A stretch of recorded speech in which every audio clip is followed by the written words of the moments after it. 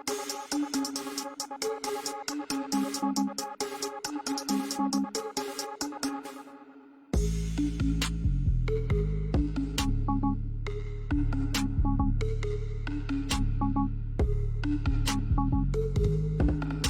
neighborhood couple was celebrating their first anniversary, and they invited the rest of the neighbors to join them for dinner. The conversation focused on the newlyweds and how they happened to meet. And there was all stories of romance. Everybody started to tell their own stories of their own relationships and how they met. Eventually, everyone had told their story except for Temba. All eyes were on him when he said, "Oh, Zotwa and I met in college.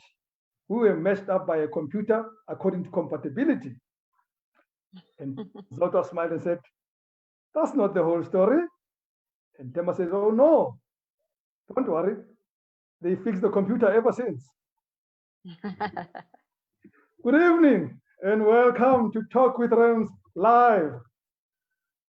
We are on Facebook and Instagram, and you can also find us on YouTube as Talk with Rams on all platforms. Thank you for choosing us. Do remember to buy your tickets to the SA Innovation Summit, which is in partnership with Talk with Rams.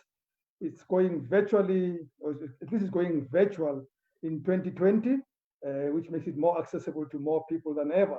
Secure your seat now. Just use the promo code RAMS10 for a 10% discount to this summit, which is good for a lot of startups, especially in the innovation and tech space. Now then, it is round 2 of the Rumble in the Jungle. You know our guests. I'm not going to read their CVs anymore. They're the same guests.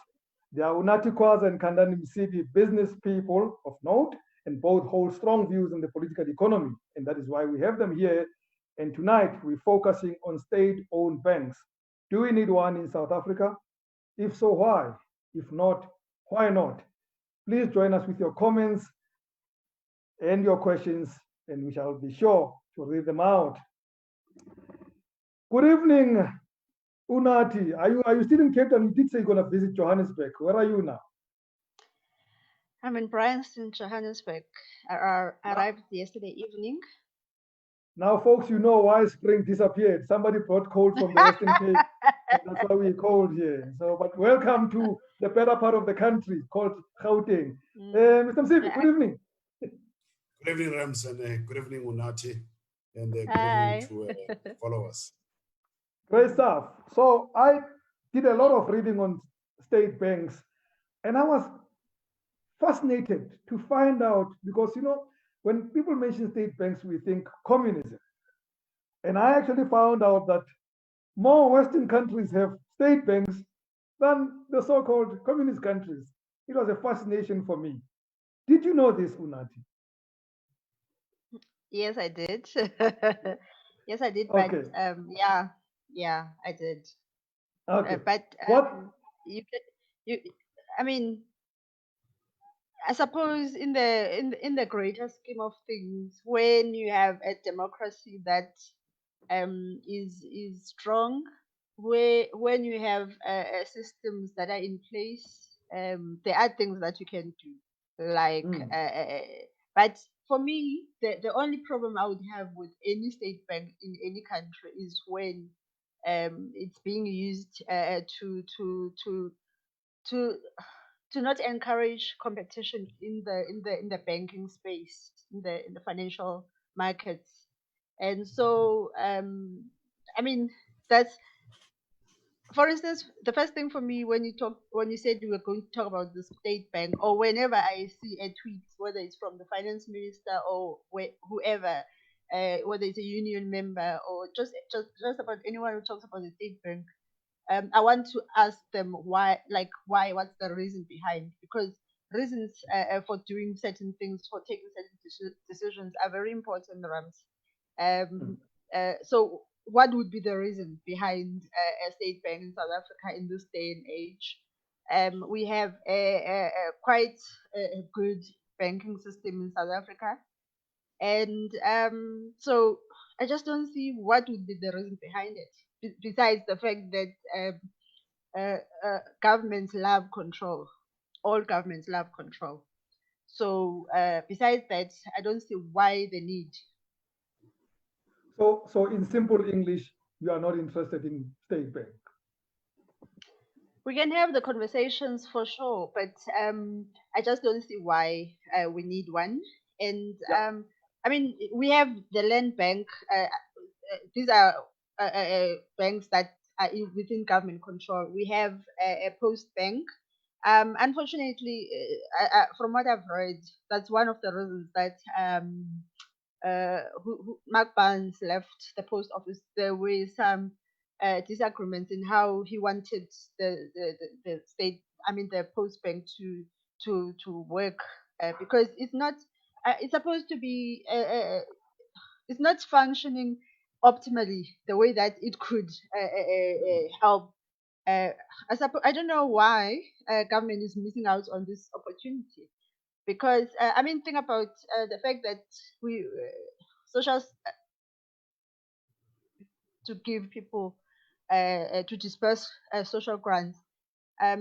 If the post bank and the post office were in good shape, there wouldn't be a need for what was that company, that third party that was helping disperse social grants. I forgot them I now. forget the name. It can come to me now. Yeah. Yeah, yes. So if these state institutions were working optimally, and if we actually employed people who knew what they were doing, irrespective of their race, if we were interested in people who just know what they're doing, they're qualified, they have experience in the banking sector. There's a lot of things that government would manage to do, but unfortunately, Okay. South Africa is not there. We're not even close to that point, Rams. So for me, it's just a silly debate, really. Okay, good. Mr. Msibi, do we need a state bank? You know, Khandani, I ask you this because I have to ask the opening question. Do we need the state bank? We'll get to the detail later. The answer is a simple yes. Rams and Unathi, I'll read you a simple statement. Well, it's not a simple statement. It's a statement that they say it was made by Nathan Rothschilds. He says, I care not what puppet is placed on the throne of England to rule the empire. The man that controls Britain's money, the man that controls Britain's money supply controls the British Empire, and I control the money supply. Now, the ultimate power in any country is the money. And this statement here is the most telling because it actually does not matter what the 400 people in parliament are doing. Because they can pass all the laws, it doesn't matter what they say, the people that actually matter are the people that control money. And by not having the state bank and by not controlling the Reserve Bank, owning the Reserve Bank and controlling it, the parliamentarians have invalidated their own power. So the most powerful people in this country are not the ones that are elected. And that is why in the statement, he actually calls them puppets because they are pretending to have the power. They actually don't have the power, right? Because power is money, right? And that power has been handed over to unelected people who decide what interest rate you pay, who decide whether you get a loan or you don't get a loan, who decide who's going to have access to money and buy companies and buy property and cars. Those are the real decision makers in the country, right? And you can reflect this across all industries and all sectors.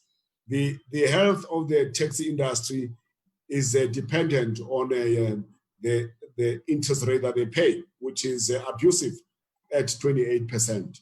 Now you have the state that can protect them because the state does not own a bank. So the state needs a bank in order to intervene on behalf of the most vulnerable in society. Right? and our state is unable to. I mean, we have a situation where black business does not have access to capital. SMEs don't have access to capital. Even when the state creates an avenue and provides for the banks to stand behind their loans, it's not done because the powers that be have other priorities, and those priorities are not about the transformation of the economy. So the whole liberation, whole freedom is meaningless without the state that has financial power. But what about the argument, Khandani, that Unathi has already advanced about at least the two banks that the state currently has and don't seem to have done well, the Post Bank and the Land Bank? No, the thing is that Unathi picks, she has a pick and choose in her analysis of what's happening. Rams, all of us have the good and the bad. There's the good in the state, there's the bad in the state. The IDC is a bank, for all intents and purposes. It's an investment bank and it's doing well. But Unathi will never use the IDC as an example.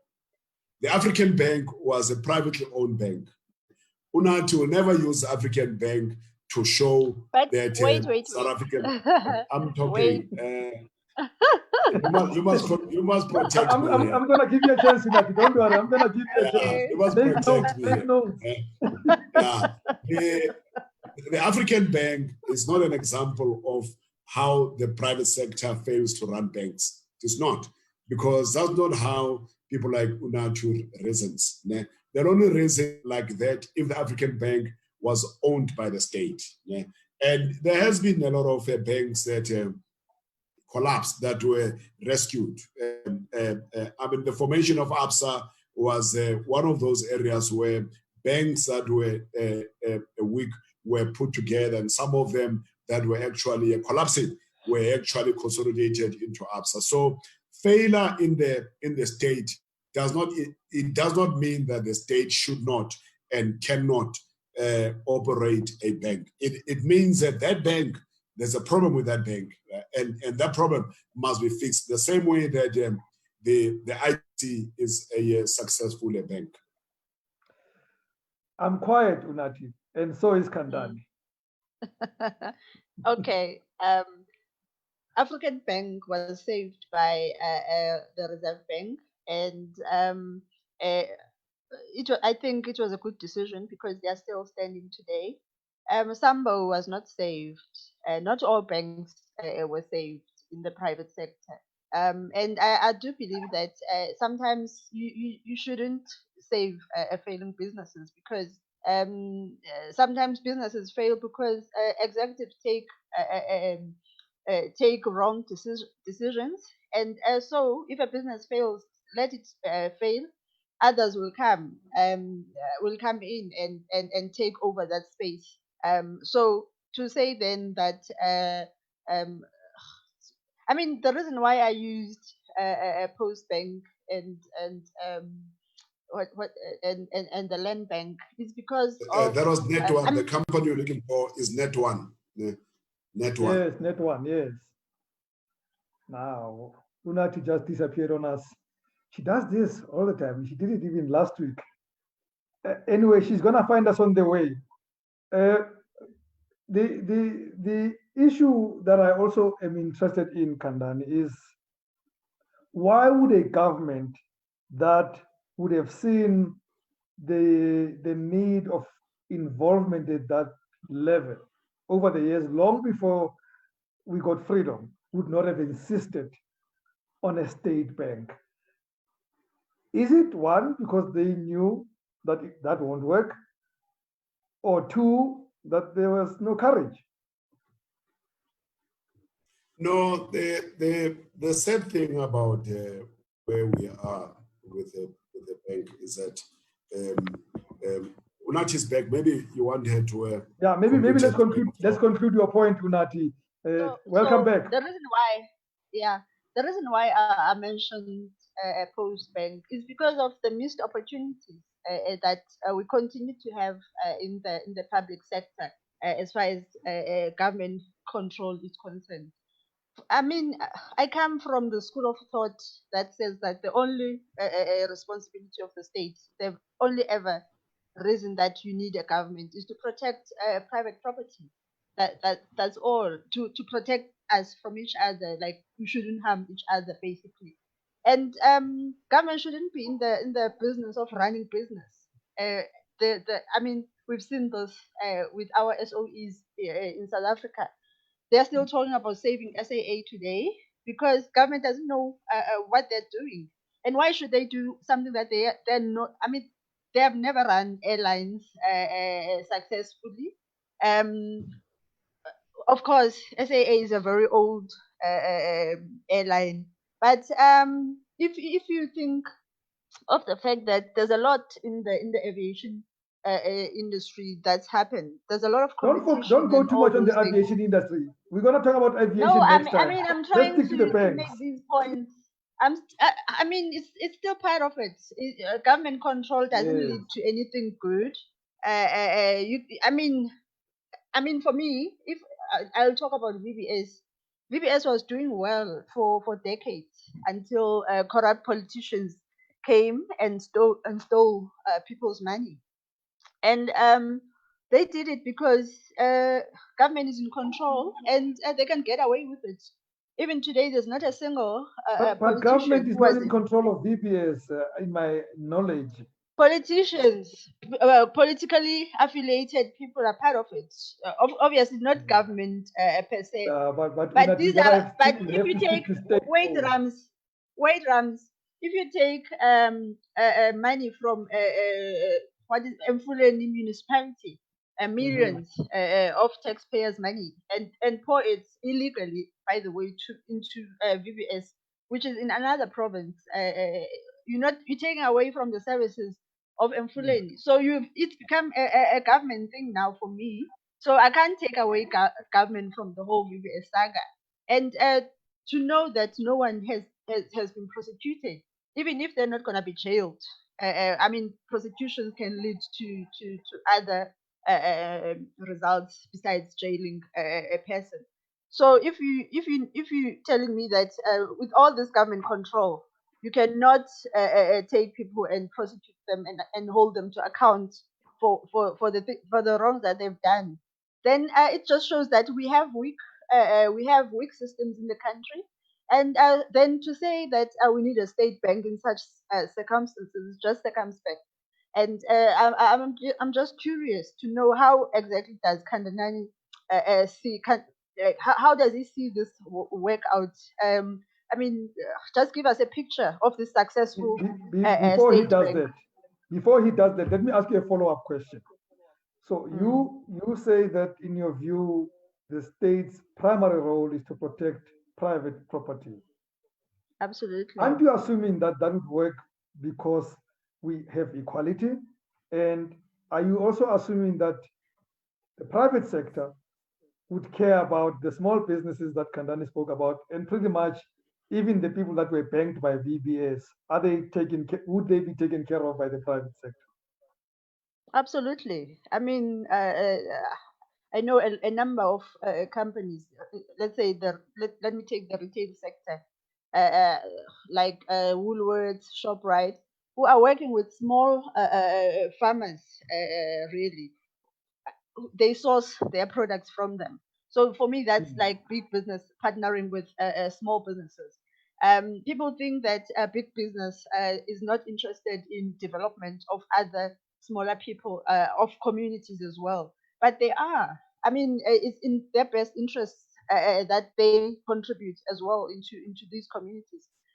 So again, government's role, the only role of government is to protect private property, which is something that this government has failed to do. And so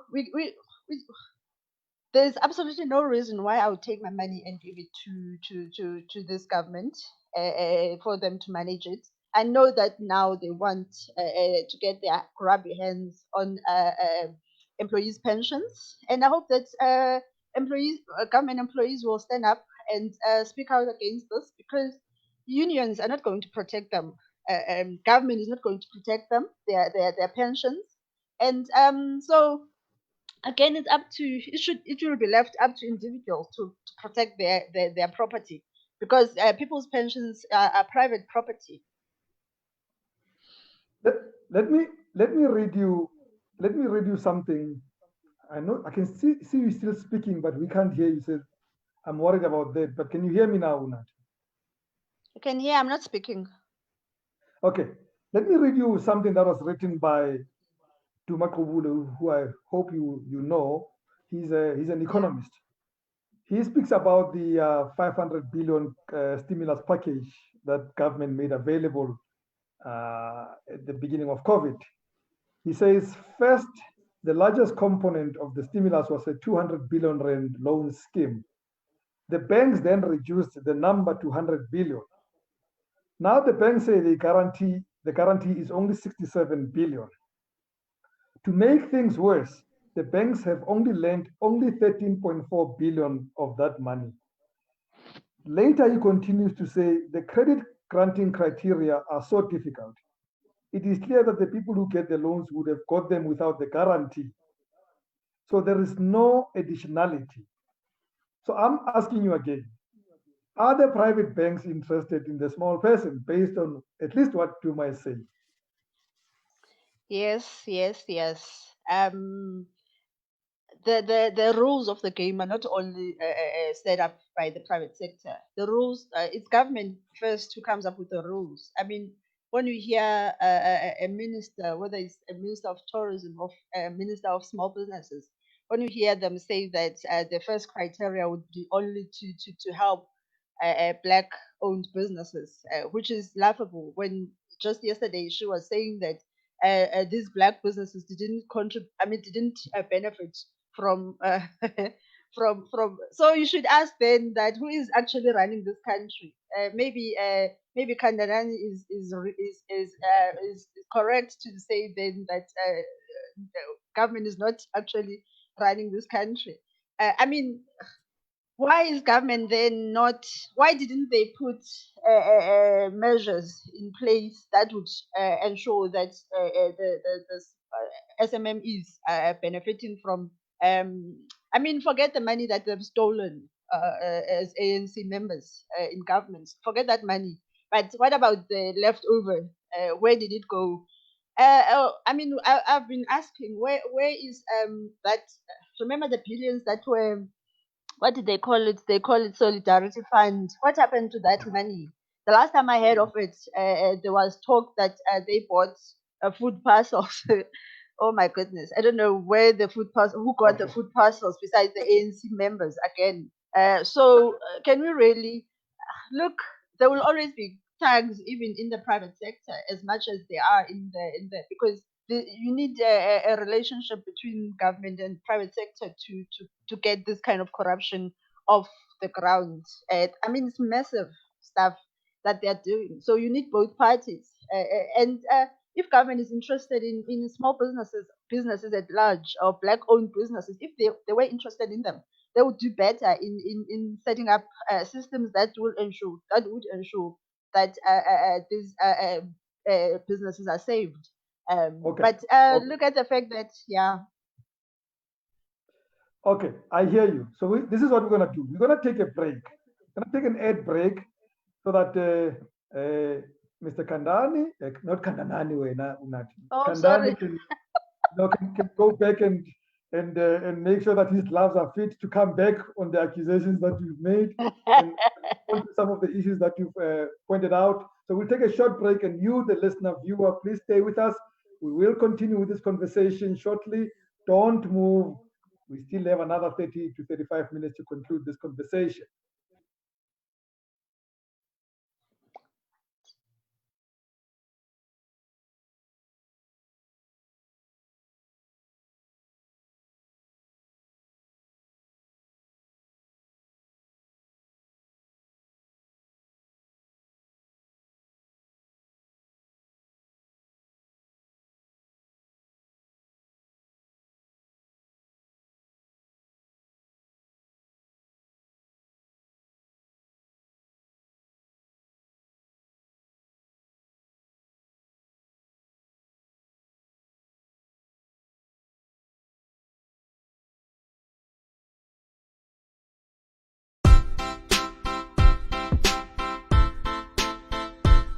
I am the project manager with the SA Innovation Summit, and I run with the program's origination of startups in South Africa and Africa as a whole. I also support the Women Tech Development Program, which is a female entrepreneur development. And I support the Women Tech Development Program, which is a female entrepreneurship program that aims to support female entrepreneurs in South Africa. And I also help put the summit program, the annual summit program together. And yeah, that's basically me. Okay, so part of the program this year is a focus on the startup to scale up stream, which is basically a focus on the tech entrepreneur and entrepreneurs in general to kind of take them through the startup journey. So that is from ideation, you have the idea, how do you then start up your business, to the growth and scale phase, and then ultimately to exit. How do you develop your business so you can eventually exit with a 20 times return? And that encompasses different master classes, panel discussion, roundtable discussions with different founders, investors, and business leaders in Africa.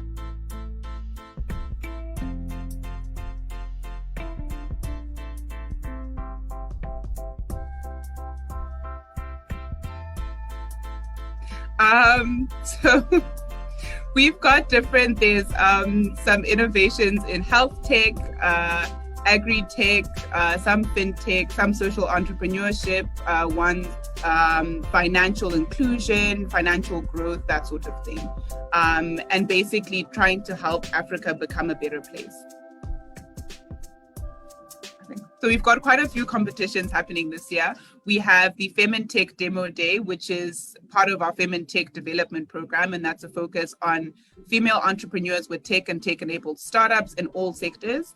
And then we have the Swiss SA Pitch Battle, which is high-tech startups, 10 Swiss startups and 10 SA startups. Now we'll go head to head to determine who is the best in Europe and Africa. Okay, then we have the GIZ Demo Day, which will feature high-tech agriculture innovations from Southern Africa who are aiming to secure to help with food security in Africa. And then we have the Inventors Garage Demo Day, which is the highlight of the SA Innovation Summit, which is the prototypes, demos, minimal viable products from innovators from Africa, and they're going to showcase all their upcoming prototypes, and there's some interesting innovations there. And then we have the Africa Cup, and the Africa Cup is early stage high growth startups from all sectors who are looking to grow and scale into the rest of the continent. And lastly, our Boost Up competition, which is part of a program with the Southern African Innovation Support Program.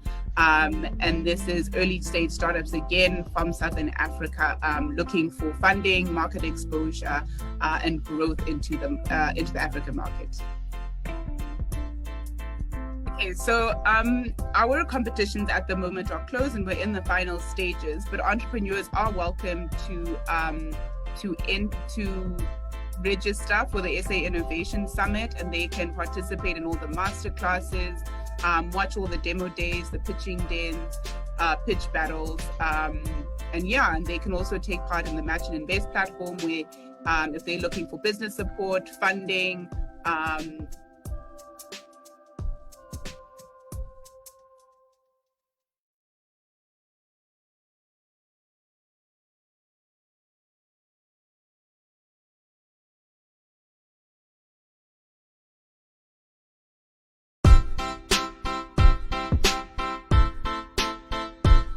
I am the project manager with the SA Innovation Summit, and I run with the program's origination of startups in South Africa and Africa as a whole.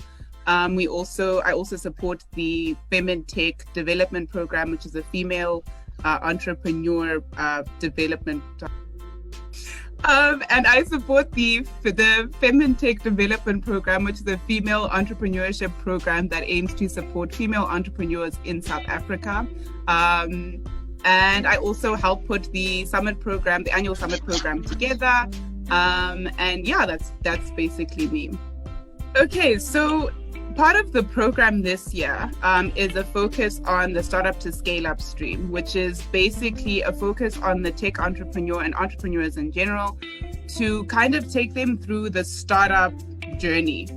So that is from ideation, you have the idea, how do you then start up your business, to the growth and scale phase, and then ultimately to exit. How do you develop your business so you can eventually exit with a 20 times return? And that encompasses different master classes, panel discussion, roundtable discussions with different founders, investors, and business leaders in Africa.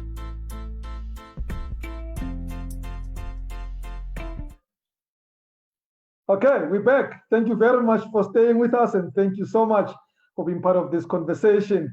My guests in the Rumble in the Jungle, Khandani Msibi and Unathi Kwaza, and we're discussing political economy, focusing tonight on state-owned banks. Khandani, but in fact, one, the state is only there for protection of private property. Two, don't get them into stuff because they steal anyway. They got into VBS and diverted money, and the stuff is happening. And by the way, the private sector, according to Unathi, is doing well for small businesses. She stated what the retailers are doing in supporting small farmers and providers like that. What's your comeback? Thank you very much, Rams and Unathi. No, there's a couple of things that are said in a general sense. I don't know why Unathi links VBS to the state, because there's no government person that was involved in VBS. The chairman was Chief Matotsi. The CEO was Andile Ramabulana. And there's Robert, I can't remember Robert's surname, who was involved. The most interesting thing about VBS is that unlike African Bank, it was not rescued, right? And by the Unathi, so don't the Reserve Bank, the private banks also contributed towards the rescue of African Bank, and a lot more than 2 billion rands was actually lost in the African Bank. But I think the destruction of value, whether by corruption, mismanagement, I would like to tell Unathi that there's more of that in the private sector than in the SOEs, right? And it's a statement I'd like to challenge you on. And we can give you a whole number of examples. We can give you African Bank, it's a couple of tens of billions of rands. We can give you Steinhoff, which is over 240 billion rands, Resilient, 20 billion rands, Age, 20 billion rands. And we can give you Massmart, which has lost about 27 billion rands. We can give you Woolworths, which lost 66 billion rands in offshore in Australia. Brain, 67 billion rands. Bain, Sasol, 190 billion rands.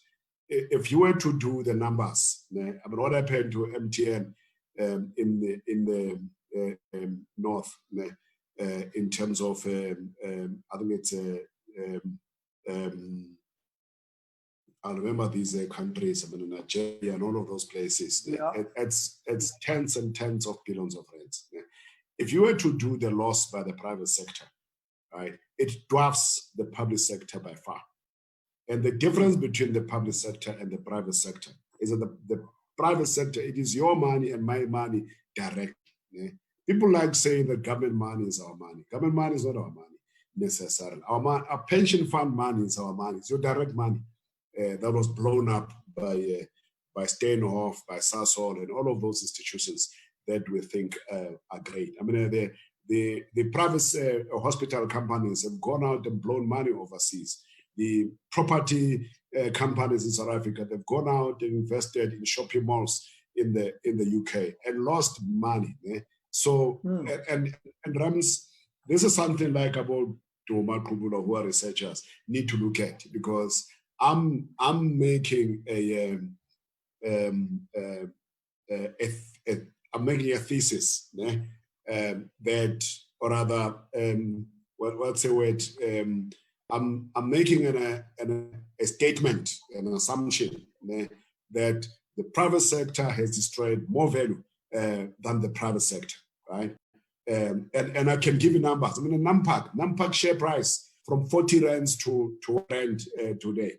That's a complete destruction of value that we have seen in the South African private sector. I mean, All Mutual went to list in New York, I mean, in London. They came back having lost hundreds of billions of rands. There's a lot of those cases that if we were to put them together, we will see that there's been a colossal loss from the private sector. And it's our personal wealth, because it is our pension funds that these guys are playing with. Is the state clean? No. I mean, the state is not clean, much as the private sector is not clean. I want people to move away from associating corruption with just one part of society, which is the state. And often it's racist. It's about saying black people are corrupt. And these people, they will ignore the collusion of the construction industry, the collusion of the bread industry. I mean, how do you collude on bread when bread is supposed to be the food that you all have access to? Right? So, and this is my stance on corruption. Corruption has no color. Corruption is to be numbers. When we talk corruption, we must talk numbers. Unathi just mentioned the Solidarity Fund. And she says it's controlled by politicians. It's not. It's controlled by the private sector. And guess what? They bought masks from construction companies, and some of the masks for over 100 million rands can be used. In fact, for me, the decos are even better, because even if they had 800% markup, at least those masks, nobody said they can't be used. In this case, it's masks that cannot be used. Whatever amount of money you spend on them, you lose 100% of it. So that's a private sector for you. Why? It's human. The private sector draws people from the same society that the public sector draws from. That someone decides that I'm going to make my living through politics and join the ANC, and someone else says I'm going to make my living by being in a bank or by being in any, it's the same people. Now, we don't have a value system that is, or we don't have specific societies where we draw private sector people and they come as corrupt people. They were raised by the same mothers that raised us. What makes you different? What makes me different from someone who is in the state? What makes me different from someone who is a parliamentarian, except that they've chosen a different route than the route that you've chosen? We are drawn from the same. In the state, there are corrupt people. In the private sector, there are corrupt people.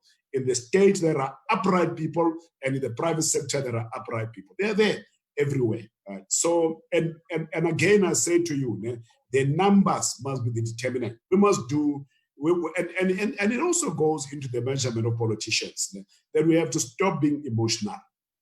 We have to start becoming quantitative in how we talk. Raise the numbers. Tell us that the post office has lost 12 billion rands. I'm happy to have that conversation, but I don't want you to discount the fact that Steinhoff has lost 240 billion rands. One company has done that. I don't want you to discount the fact that Sasol has lost 190 billion, because the conversation is unfair. And that's primarily why we are unable to get to grips with things, because we relate to these things at an emotional level and not at a logical level. Now, however, Khandani, I hear you. Someone else would argue that, yes, the money that is run by private companies is my pension money. I volunteer, but I do not volunteer how government spends my taxes. And therefore, I have to be also very vigilant about how my taxes are spent. Is there a way, and I don't want us again to go anecdotal, you've given me enough evidence that private sector is as corrupt. Is there a better way though? If we were to have a state bank, what would be a better way to know that I won't wake up tomorrow and find myself in the same spot that we find ourselves today, with the land bank having not been what it ideally should have been, the post bank is not what it ideally should have been. How do we get it to a better spot as a state-owned entity, if we're going to have it as a state-owned entity? I don't know how we were tricked into thinking that our taxes is our money and our pensions are less of our money than the taxes. Right? The tax that you pay is the money you have lost to the state. I don't know if we can just, and I want to try and deal with the emotional part. That there's no point having an emotional attachment to the money that you've paid as a tax, because taxes are not voluntary. That's the money that the state has taken from you. You did not volunteer that money. You did not decide how much tax you pay. You have no option. That money is the money that the sovereign state has decreed that it will take from you. And the pension fund money is the money that you are saving. That's the money that should take care, that you have a right to. You don't have a right to the taxes. I don't have a right to the taxes. Once that money is taken away from me, the emotions around this money being mine, and a lack of similar emotions on the pension fund, is actually illogical. It is an illogical thing that we're put up at, that we are not cross with our pension funds being abused.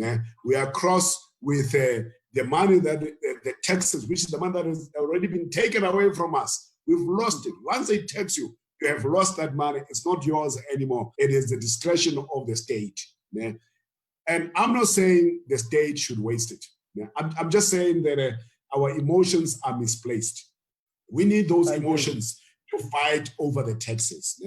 Now, Unathi then says that if the state takes a pension and invests a pension, they may abuse the pensions. I would be happy with my pension money used by the state in any way that they want, whether they steal it or not. And here I'm talking as a rational man. Wow. Tell me more. Because, no, wait, as a rational man, because when the state takes my pension, they guarantee it. That money is guaranteed when it goes to the state. It is not guaranteed when it goes to a Steinhoff. When Steinhoff blows money, it's gone. When the state blows my pension, the state will have given my pension fund administrator a guarantee. That's how that money works. The money that goes from the, no, but I'm giving you a practical reality, that the money that is invested in the state, it is guaranteed. The money that is invested in the JSE, it is not guaranteed. Right? So the emotions around the state does not have access to a pension fund, it's not rational. Because the sovereign state, other people don't understand the power of a sovereign state. Right? The sovereign state can guarantee you on your pension, and no one else will guarantee you. And I'm saying I'm better off guaranteed than not guaranteed. What does a guarantor does with the money? It's none of my business. And Rams, this is the logical conversations that we need to have. I don't want to sit here and assume that the state is necessarily corrupt. Because there's a lot of people in the state. I know a lot of civil servants who are hardworking, honest people. I know a lot of civil servants who are alleged to have been involved in corruption, but there have never been any cases raised against them. So I dissociate my emotions from a view that says the state is necessarily corrupt. The state is a good thing. The state is a very powerful institution. This institution has revenues, whether it is taxes or loans of 1.7 trillion rands that it has at its disposal. As power. Have we used it as well as we could? No, there's still a lot of opportunities to improve. But what I would want, I want a strong state that is competent. I know a strong, competent state is possible. Okay, That's a possibility. Let me interrupt you. Unathi inoba uyabila ngoku. Let's hear your retort. I mean, firstly, I will say that if who is that Stein of man, that crook from Hermanus? Marcus Jooste. Yes. If he was working for government, he would be in a cushy job now as an ambassador somewhere in Europe, even because government doesn't believe that people have to take accountability. The reason why he's no longer at Steinhoff pulling the strings anyway is because and Steinhoff is picking up the pieces of the whole rot that happened in his watch. The reason why he's not there at this point in time is because that private sector knows that they have to hold someone to account, which is something that is foreign to this government. They don't know that. That's why Zandile Gumede was brought in at KZN. Who would have thought that after the president had talked about being anti-corrupt, the ANC taking a new leaf?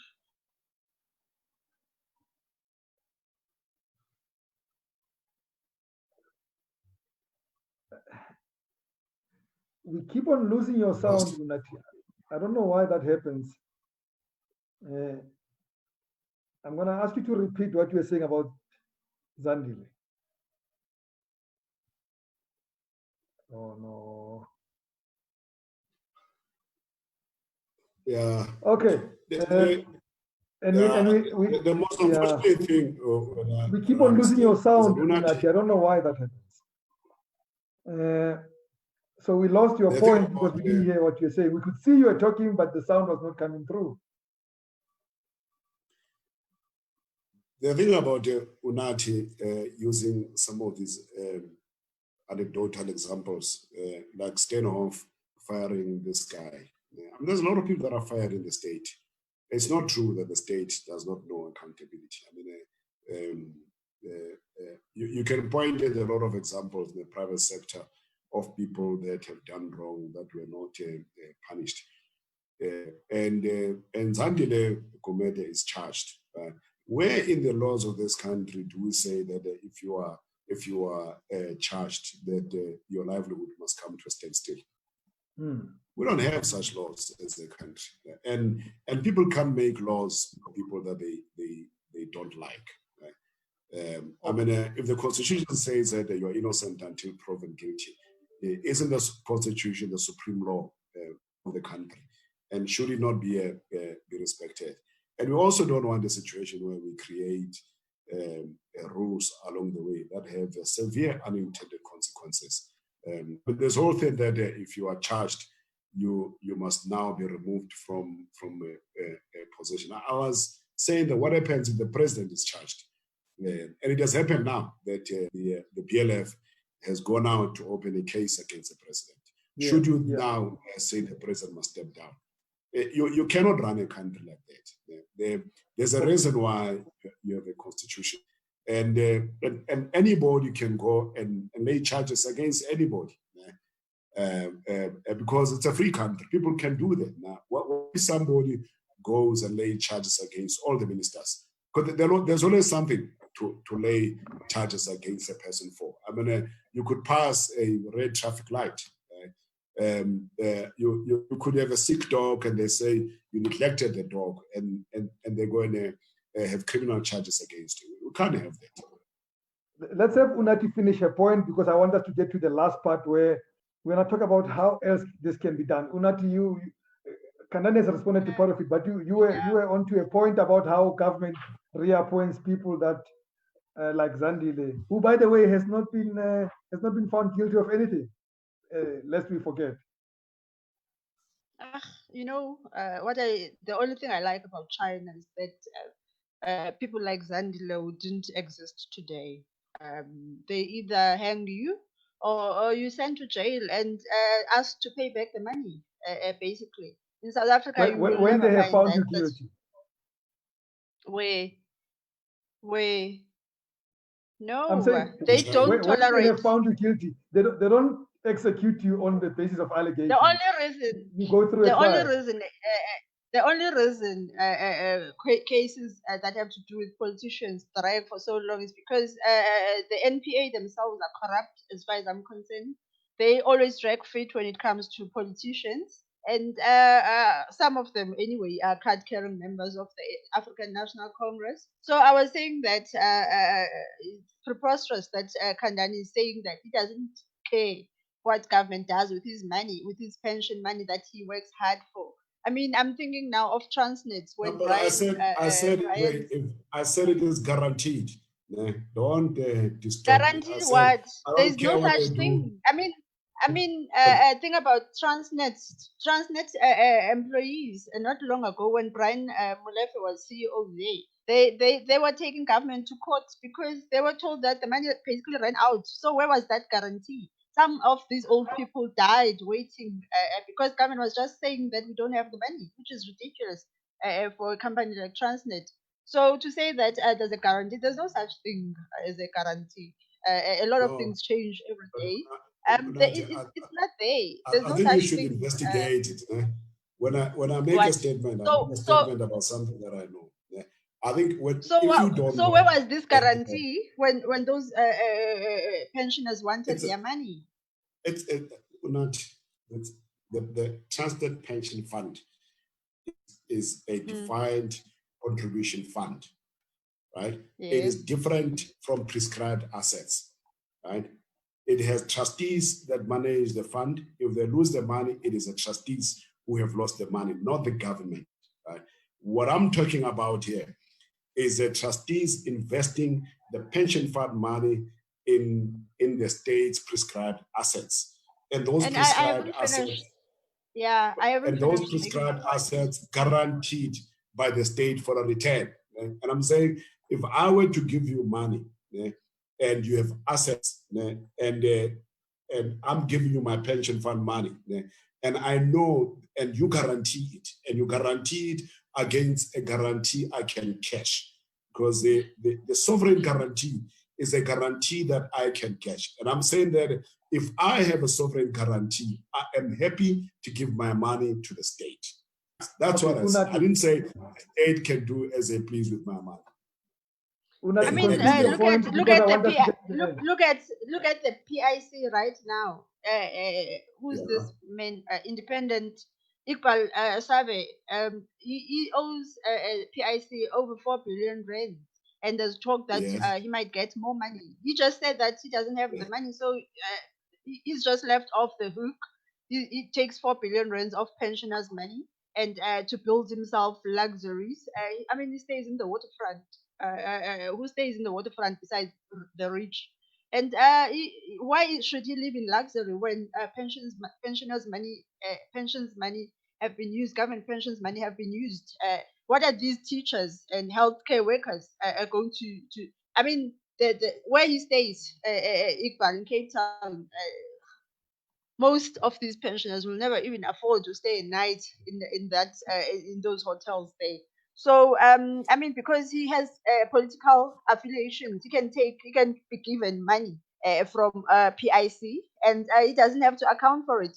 And he's standing in line now to get more funding from the PIC. So for me to say then that uh, I understand there's corruption both private and public sector, but for me the difference is what do you do when you find out my company is failing because of this?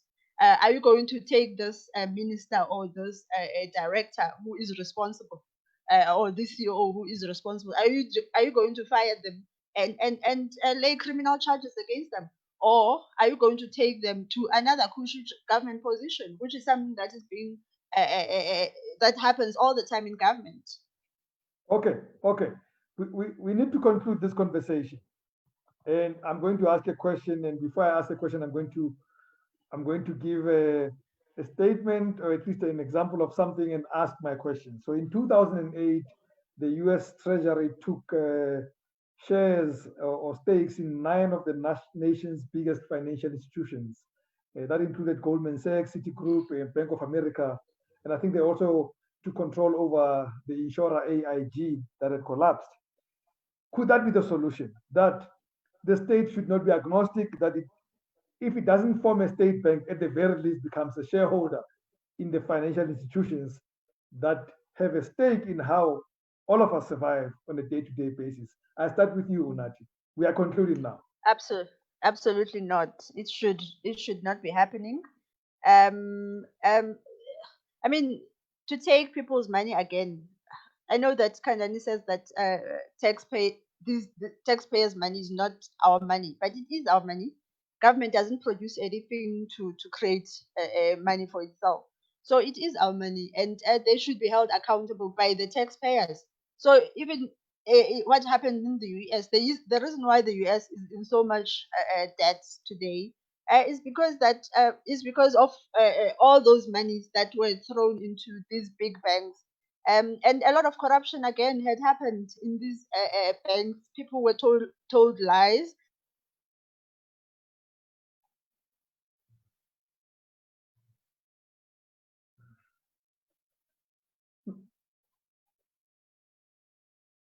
Not the best of connections for you, Unathi. I think we have to nationalize your connection somewhere and make it better, because this private connection really is not working in our favor. And I'm sorry about that. I'm sure you're going to come back as we continue with Khandani, but we'll solve this as we go forward. I'm sorry about your connection. It's not too helpful. Khandani, do you think at the very least then, if we can't start a state bank, we should then become shareholders in the other banks?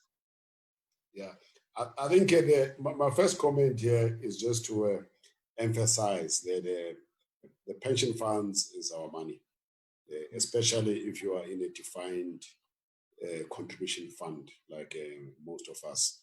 And I'm surprised that people fight more for the taxes that they've lost to the state than they do fight for the retirement funds, which they're losing to the private sector.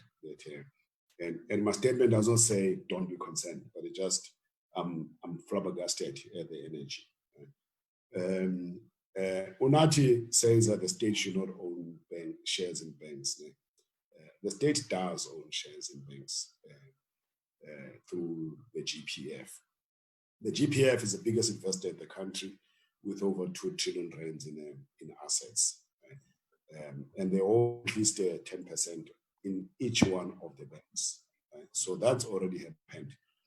The GPF is a defined benefit fund, which means that if you're a civil servant, whatever money that you're supposed to get at the retirement fund based on the actuarial calculations, the state guarantees it, right?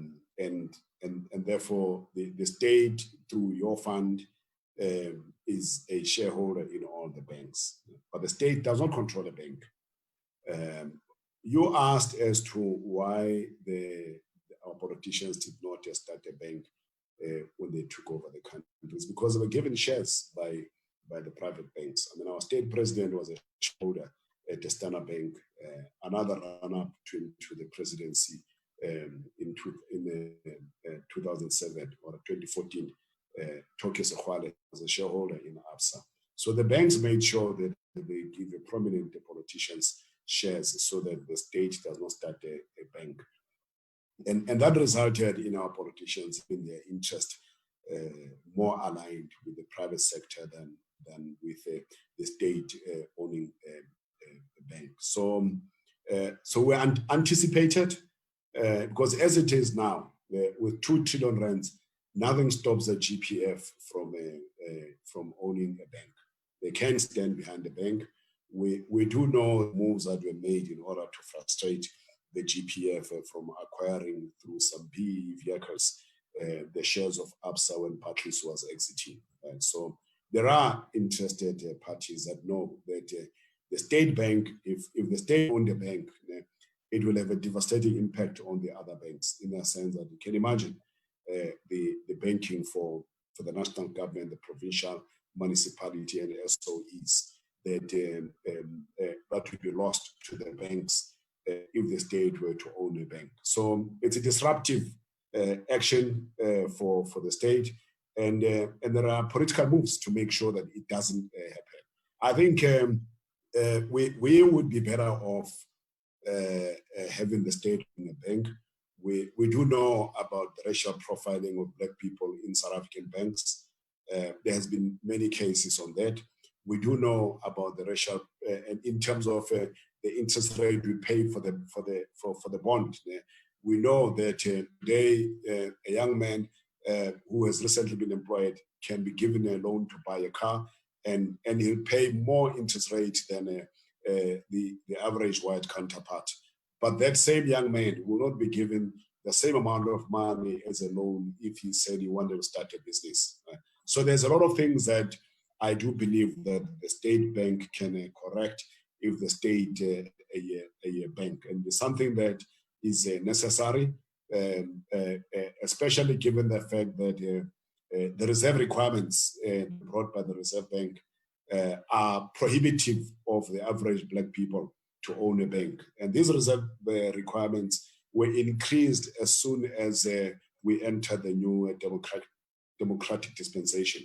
And in that democratic dispensation, we've seen the death of all homeland banks that existed, and they were swept out, and the entry requirements were substantially increased to a point of insanity for startups. But they are meaningless. I mean, if you have a reserve requirement of 350 million rands, and say, even if you are to have a bank that will only look after a church, as SEC Bank, which may not have be as big as the commercial banks, given their integratedness with their corporate investment banking. They need the same reserve requirements as those banks. And whether you're doing 100 billion rands or you're doing 50 million rands, you all need to have a 350 million rands as a reserve. So all of those barriers to entry are there in order to maintain the status quo. And that status quo was paid for by giving our politicians shares. On that note, maybe the next conversation is the central bank, the bank that controls everything else. Maybe that's the next conversation, to talk about whether the central bank is the right bank and its mandate. We unfortunately have run out of time, and I'm so sorry about your connection, Unathi. I hope it gets better next time we connect. But that has to be the conclusion of this round 2 of the Rumble in the Jungle. I have to thank you so much, the both of you, Khandani, Msibi, and Unathi Kwaza. I love it. I love contest. And I need to say to all of you viewers, when you get involved in this contest, don't get personal. It doesn't help. Deal with the issues. Insulting people personally means absolutely nothing. It doesn't make you a better person, by the way. Deal with what they say, not who they are. Let's keep the conversation sober.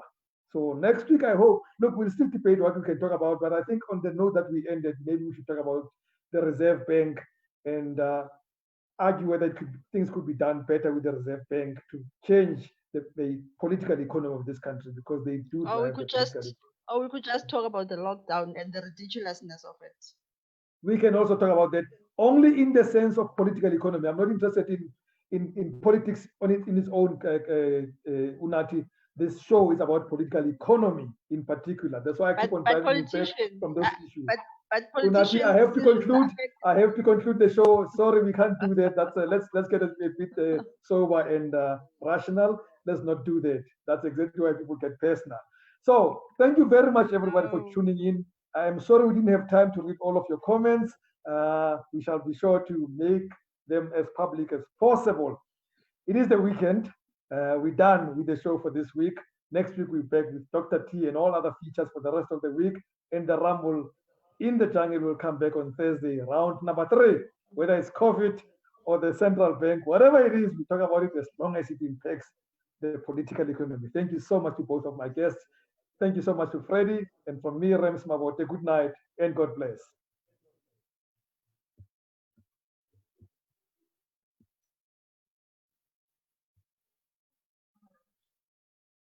Okay, we're back.